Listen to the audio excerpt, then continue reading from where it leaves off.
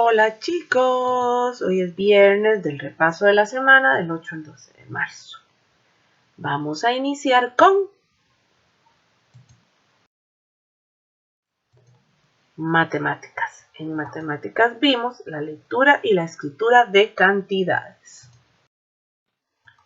En clase trabajamos el generador de cantidades, que es esta casita de valores en la que tenemos en el aula. No le dejé este espacio, pero este espacio entre las unidades, decenas, centenas y las unidades de millar, decenas de millar y centenas de millar, nos dice que cuando llego a este punto leyendo una cantidad, tengo que agregar la palabra mil o miles. Cuando escribimos cantidades de forma gráfica, es decir, en numeritos, yo debería de acordarme de dejar un pequeño espacio entre los números al llegar a estas cantidades. ¿Cómo leo un número? Vamos a tener un ejemplo para ver cómo es la lectura de una cantidad. Vamos a poner 5 unidades, 0 decenas, 2 centenas, 4 unidades de millar, 3 decenas de millar y 7 centenas de millar. Para leer esta cantidad, primero voy a leer ese grupo de 3 números. Si en lugar de 3 números hubieran 2, empiezo a leer de las decenas de millar. Si solo hubiera 1, pues entonces leo ese número solito. Leo la cantidad completa y agrego la palabra 1000. 734,000. Ahora voy a leer ese número completo, la cantidad completa de este lado, de las centenas, decenas y unidades, y la voy a unir a la otra. Entonces, continúo la lectura. 734,205. Y esa es la forma correcta de leer y formar cantidades. ¿Cómo represento un número? Bueno, esta semana vimos que podemos representar un número de dos formas. Una representación gráfica, que es cuando utilizo los números para representar la cantidad, y una representación escrita o literal, que es cuando uso letras para representar una cantidad. Ejemplo, la representación gráfica, 345,264. Vean el espacio del que les hablé antes. Como entre estos grupos de números voy dejando un campito. Los números se van a agrupar de 3 en 3 cifras. Entonces, este número en su representación gráfica se lee en su representación escrita 345,264. Recordemos que los números del 0 hasta el 30 se escriben en una sola palabra, sin separarse. Ellos van juntitos, son familias muy unidas. Tienen que estar todos en pelota. Se escriben en una sola palabra. Del 30 en adelante ya no se escriben juntos, sino que se escriben en dos palabras. Y tenemos las centenas netas, que se escriben 100, 200 con S y con C, 300 con S y con C, 400, 500, 600, que también tiene esa S y la C juntitas, 700, 800, 900.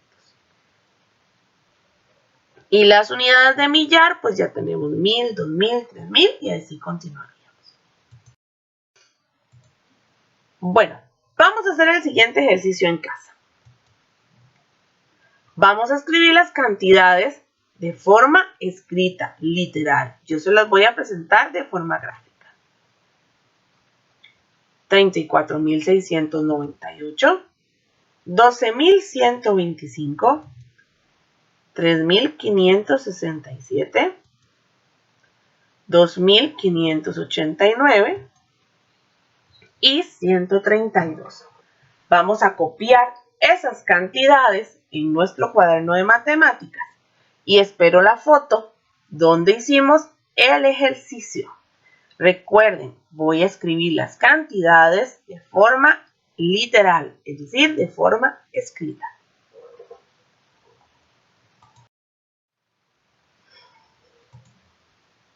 Continuamos con español. En español vimos las conjeturas y analogías. También trabajamos en Piensa en Arte. Conjeturas y analogías. Empecemos con las conjeturas. ¿Qué es una conjetura? Una conjetura es una proposición que se piensa verdadera, pero que debe ser sometida a un examen o a un análisis para verificar su validez o para refutarla. Es dar una opinión o una idea sin tener un conocimiento verdadero de lo que decimos. Al ver una imagen, podemos hacer una conjetura de qué pasará en esa imagen, aunque no tengamos una idea cierta de lo que está pasando. Al leer el título de un libro, podemos hacer una conjetura. Incluso cuando pasan situaciones cotidianas, puedo dar una conjetura de algo que no estoy seguro. Ejemplo, si dijéramos que alguien no vino hoy a clases, podríamos empezar a hacer conjeturas. ¿Será que está enfermo? Probablemente tenía cita médica. Su mamá lo castigó por una travesura. Esas son conjeturas. Yo no sé qué pasó realmente. Simplemente estoy dando una idea o una opinión de lo que creo que pudo haber pasado. En cambio, una analogía es una relación de equivalencia entre una pareja de palabras.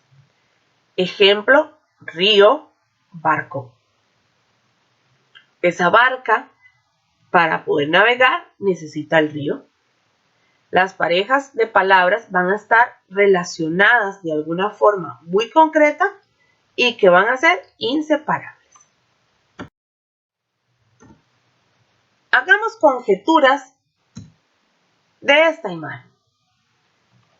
Voy a darles tiempo para que empiecen a pensar en algunas conjeturas que podemos sacar sobre esa imagen. ¿Quiénes son? ¿Dónde están? ¿Qué están comiendo? Esas son afirmaciones. ¿Por qué? Porque puedo ver dónde están. Puedo saber por cómo están formados que es una familia y puedo ver por la imagen que están comiendo. Pero, ¿qué es una conjetura? ¿Cómo se sienten? ¿Cuál es la razón de que estén en ese lugar? ¿Por qué hay dos perros? Podría ser conjeturas de todos esos pequeños detalles que podemos observar en la imagen. Si quieren, en el cuaderno de español, podrían escribir unas 2 o 3 conjeturas sobre esta imagen. Y la próxima lección en la escuela vemos esas conjeturas que hicimos en casa. Recuerden, cuando hacemos conjeturas no hay respuestas malas ni buenas. Toda conjetura es válida hasta que podamos demostrar lo contrario. Por ejemplo, cuando leemos la portada de un cuento o de un libro, las conjeturas que haga van a ser válidas, valiosas y sinceras. Van a ser validadas, es decir, van a saber si son ciertas o son falsas hasta que lea el libro y sepa si mis conjeturas funcionaron o no. Completemos las siguientes analogías. Vamos a unir con una rayita a cuál es la respuesta que nos hace falta para completar la analogía. Yo voy a leer la analogía, les doy unos minutos para pensar antes de que aparezca la rayita. Aleta es a pez, como brazo es a humano. Luna es anoche, como el sol es a día. Zapatos es a pie, como el guante es a mano. Páginas son a libros, como las teclas son al piano. León es a la selva, como el tiburón es A, el mar. La comida es al humano como la gasolina es a el auto. Las analogías son realmente fáciles. Simplemente es tomar un pequeño ratito para leer y analizar cuál es la frase que se me está proponiendo. Después tuvimos la clase de Piensa en Arte, donde vimos esta imagen. La idea es observar detenidamente la imagen, ver los detalles que muchas veces podemos pasar de alto al ver una obra de arte y comentar sobre la misma. Esta semana vimos esta imagen que se llama Domingueando de Tomás Povedano. En esta clase podemos dar nuestra opinión sobre lo que podamos ver en la pintura, sobre lo que conjeturemos de la pintura, porque al final de cuentas son conjeturas lo que vamos a hacer. Vamos a observarla, a ver detalles, a imaginar hacia dónde van, quiénes son, por qué irán en carreta, por qué irán descalzos, qué cosas puedo ver que me llaman la atención de la imagen. Eso va a ser Piensa en Arte. Igual que las conjeturas, en estas clases no hay respuestas malas ni respuestas buenas. Son nuestras opiniones y todas las opiniones son respetables. Pasamos a ciencias. Esta semana vimos la célula. ¿Qué es una célula? Bueno, una célula es la unidad mínima de un organismo capaz de actuar de manera autónoma. Todos los organismos vivos están formados por células. Ningún organismo es un ser vivo si no consta al menos de una célula. En el video que vimos en clase, vimos que habían organismos unicelulares formados por una sola célula y organismos pluricelulares, como nosotros, que estamos formados por muchas células. ¿Cuáles son las partes de la célula? Las partes de la célula las vimos en el ejercicio que hicimos en clase con la plastilina, donde hicimos un huevito, una torta, una tortilla y al armarla formábamos una célula. Las partes de la célula son membrana celular, que es la estructura que la recubre, que la forra y la separa del medio. Citoplasma, que es una especie de líquido en el que están flotando los orgánulos, que son los órganos que hacen que la célula funcione.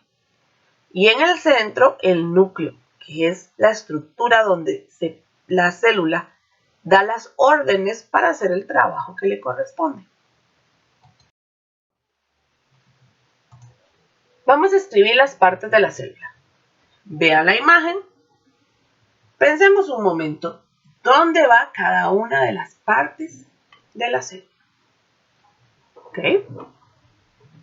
Acá tenemos el citoplasma. ¿Cómo se llamaba lo que recubre la célula?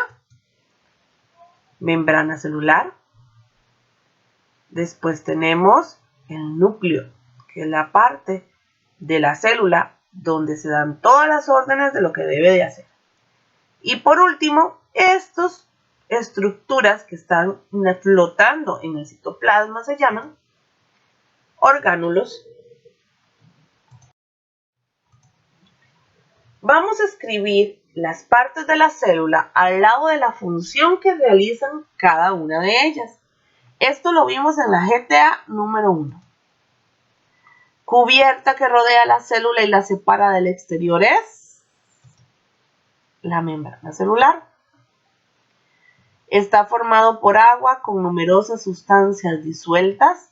El agua donde flotaban los orgánulos se llama citoplasma. Y la parte que controla todo el funcionamiento de la célula se llama núcleo. Ahora vamos con estudios sociales, donde vimos y repasamos qué son los estudios sociales. son los estudios sociales? Pues los estudios sociales es una asignatura que estudia al ser humano y su desenvolvimiento en la sociedad. La importancia de los estudios sociales y la educación cívica es inculcar desde muy pequeños la participación política, cultural y en todos los aspectos de la sociedad. En los estudios sociales y la educación cívica tienen como propósito el formar personas con conocimientos, habilidades y destrezas que le permitan afrontar de forma activa las diversas situaciones que surgen cuando se vive en sociedad. La visión crítica de la realidad en la que viven la reconocen como producto de la historia. Lo anterior les permite comprender que las acciones que realicen hoy en el presente van a comprometer el futuro. Ok, vamos a hacer una pequeña práctica. ¿Qué aprendemos en educación cívica? ¿Cuál de todas esas creen ustedes que se aprende en educación cívica? Vamos a ver. ¿El uso de energías limpias? Sí.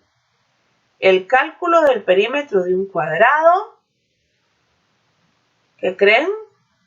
No, eso es de matemáticas. ¿Los derechos de los niños y adolescentes? Sí. Los tipos de palabras de acuerdo a su acento. ¿Qué opinan? Ok, no, eso es de español. Pero los derechos y los deberes que tenemos como costarricenses, sí es de estudios sociales. Los sistemas que forman el cuerpo humano. Creo que eso es de ciencias.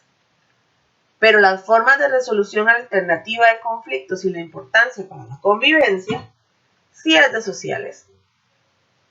Las formas de aprovechamiento de los ríos en Costa Rica, geografía, sí es de sociales. Y los espacios de participación en las comunidades y su importancia. Eso también es de estudios sociales. Bueno, chicos, ese es el resumen de todo lo que vimos durante esta semana. Yo les deseo un feliz fin de semana. Que descansen. Nos vemos la próxima semana. Chao.